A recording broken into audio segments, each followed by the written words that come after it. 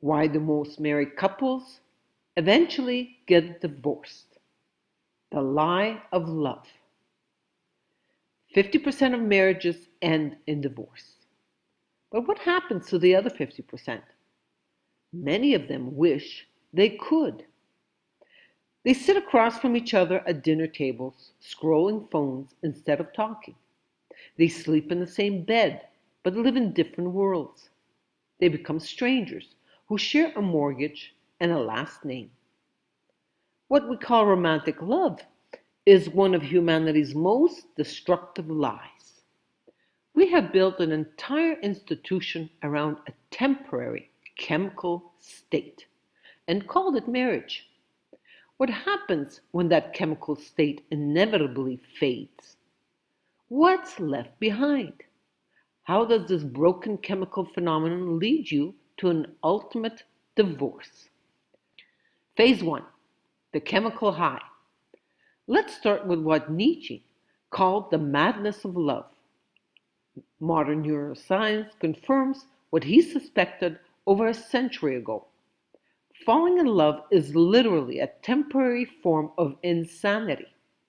When you meet someone and feel that spark, your brain floods with dopamine, oxytocin, and serotonin.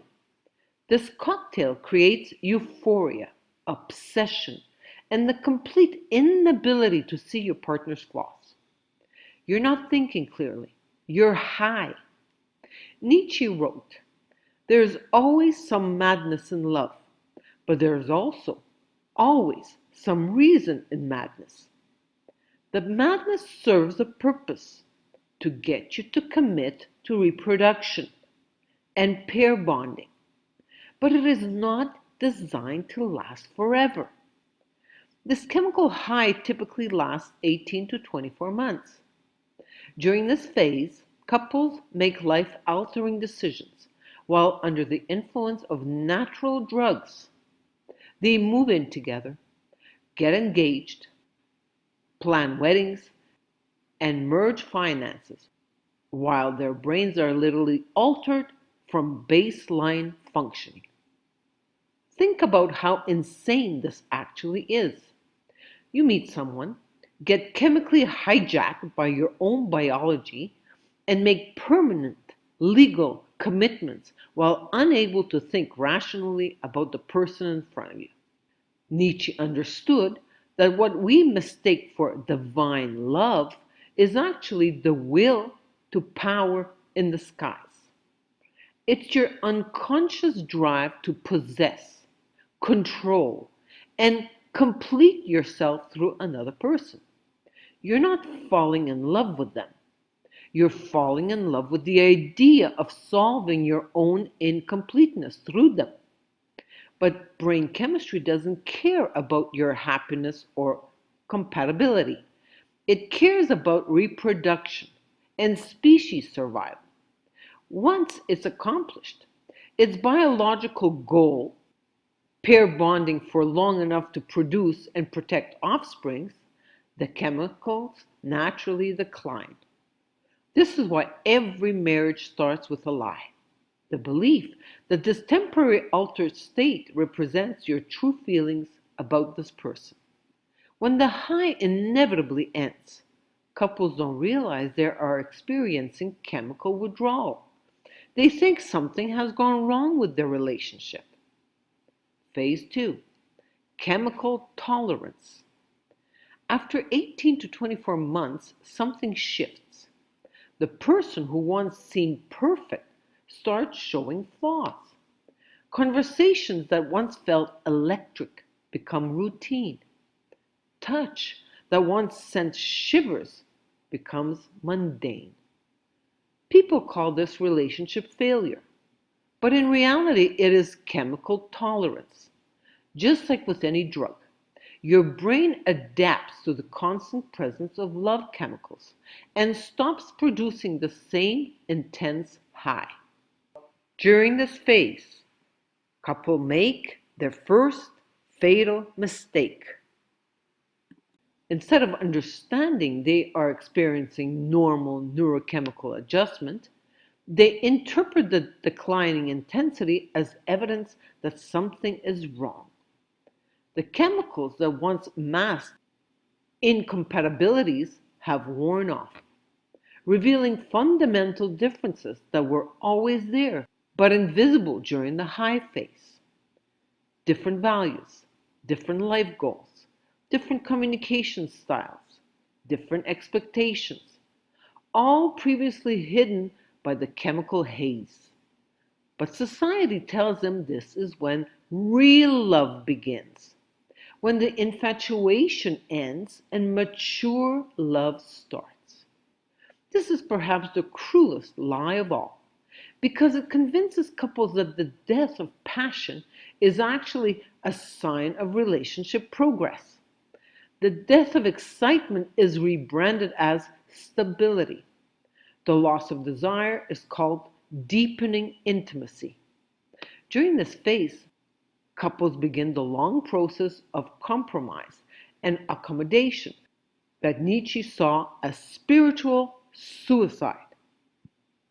To maintain harmony, they start suppressing their authentic selves and morphing into shapes that fit the relationship rather than their nature. The adventurous woman becomes cautious because her husband worries.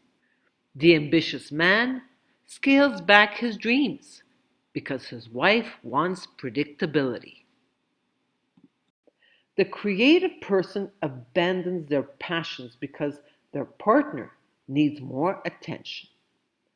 What they don't realize is that these compromises are destroying the very qualities that attracted them to each other in the first place. The mystery dies, the independence erodes. The passion that brought them together slowly strangles under the weight of making it work. Phase 3, chemical withdrawal. By year 3 or 4, most couples have entered what Nietzsche would recognize as a form of natural spiritual death. The chemicals that once created love have been replaced by habit, obligation, and routine. This is when resentment begins to build, not because either person is evil, but because they're mourning the loss of something they never understood was temporary by design. He resents that she's no longer the spontaneous, exciting woman he married. She resents that he is no longer the attractive romantic man who pursued her. Neither realizes they're resenting the absence of a chemical state that was never sustainable. All the compromises made during the tolerance phase start to feel like sacrifices. Every accommodation becomes evidence of one-sided effort. Every suppressed desire becomes a grievance waiting to explode. Both feel they are giving up more than they're getting, but neither can articulate what they're actually missing. Their authentic selves. Nietzsche caked this the trump of herd morality. The pressure to be normal, predictable, and socially acceptable, overwhelming the individual drive to be authentic, powerful, and free. Marriage becomes a mutual agreement to shrink yourselves into shapes that fit society's expectations. The more you compromise your authentic self to maintain harmony, the less attractive you become to your partner. They fell in love with your strength, your passion, your independence. When you sacrifice those qualities for the relationship, you become someone they don't recognize or desire. You become so familiar that mystery dies, so accommodating that respect erodes, so available that desire disappears. This is when infidelity begins, in most cases. Not because people are immoral, but because the human spirit rebels against spiritual death. When passion dies at home, it seeks life elsewhere. Phase 4, the chemical crash. The final phase in what Nietzsche calls the revolt of the slaves. When people who have been suppressing their authentic selves finally rebel against their own diminishment, this is when marriages don't only end, they explode. All the compromises they made to save the relationship become ammunition in the war to destroy it. Affairs are discovered. Financial betrayals emerge. Years of suppressed resentment finally find expression. The person who was supposed to be their partner becomes a symbol of everything they sacrificed to maintain the illusion of love. Here's what's really happening. Each person is trying to destroy the evidence of their own self-betrayal. They're not only fighting their ex-spouse, they're now fighting a version of themselves that agreed to be less than they were. The explosion is so vicious because it's not just about ending a relationship, it's about trying to kill the person they became in that relationship. They want to destroy the weak, compromised, diminished version of themselves that marriage created. This is why divorce often brings out behavior that shock everyone who knows the couple. These aren't fundamentally evil people. These are people trying to resurrect their authentic selves by destroying the institution that buried them.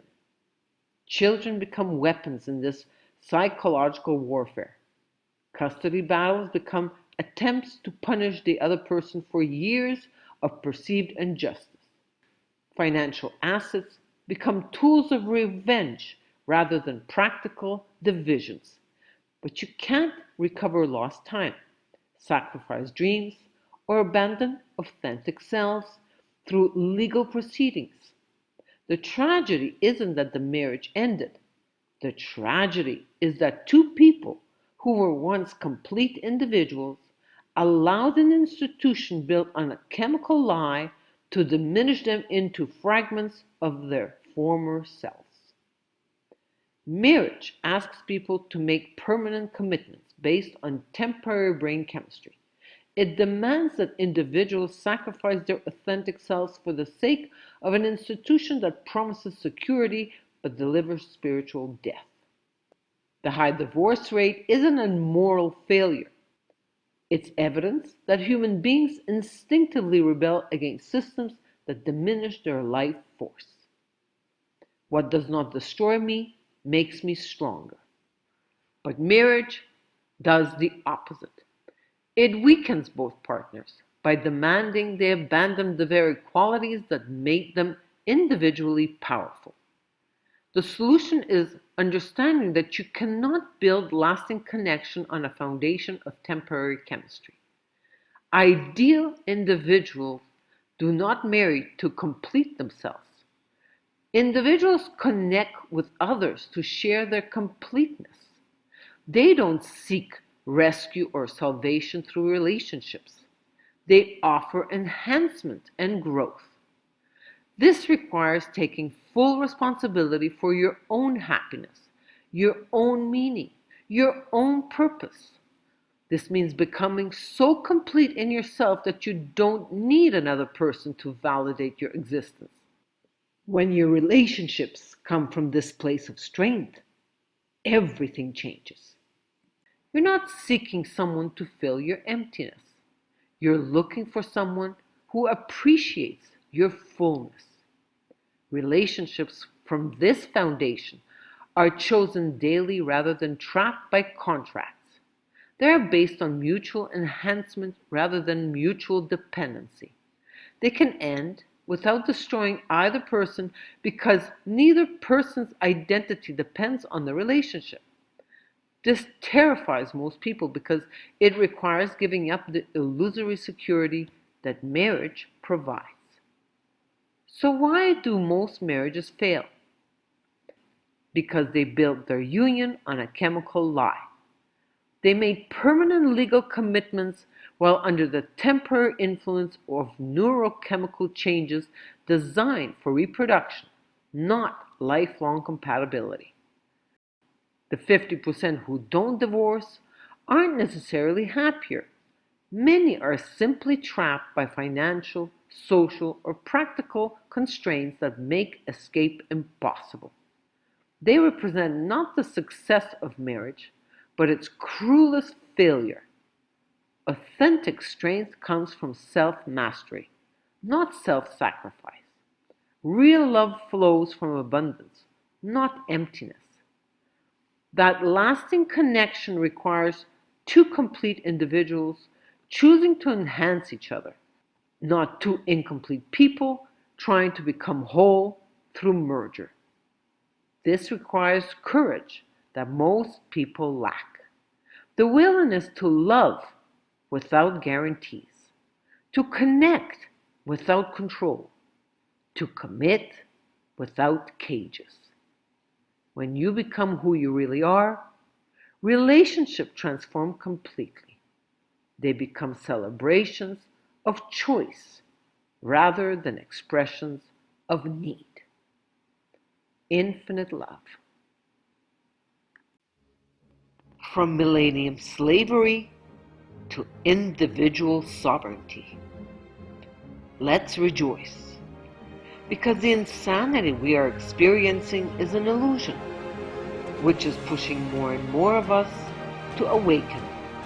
Our world is in an evolutionary crisis, because the human mind is ready to go beyond rational intelligence to a greater consciousness. In the Orient, in the 20th century, Sri Aurobindo and the Mother discovered and anchored truth consciousness, the supramental consciousness in the earthly atmosphere. Since then, the supramental consciousness has been operational on Earth as an active evolutionary power. Once well anchored, the new consciousness was ready to move on to the next stage, its popularization and propagation. In the West, in the 21st century, emerged personal creation. Sri Aurobindo synthesized the Eastern and Western ideas of evolution and boldly declared that humans are transitional beings. They're not final. Evolution continues, and humans will be surpassed. This is the future awaiting humanity. This is an unprecedented adventure of consciousness on Earth. One single and sincere look at the present world situation is enough to convince us that it has reached the point of no return. Let's stop repeating our obsolete ways, which can only bring more suffering. Let us all spread the contagion of infinite love. In these times of irremediable disillusion of the illusion, let us keep our faith ardent with an unfailing sincerity. We must choose our soul at all costs. Infinite love.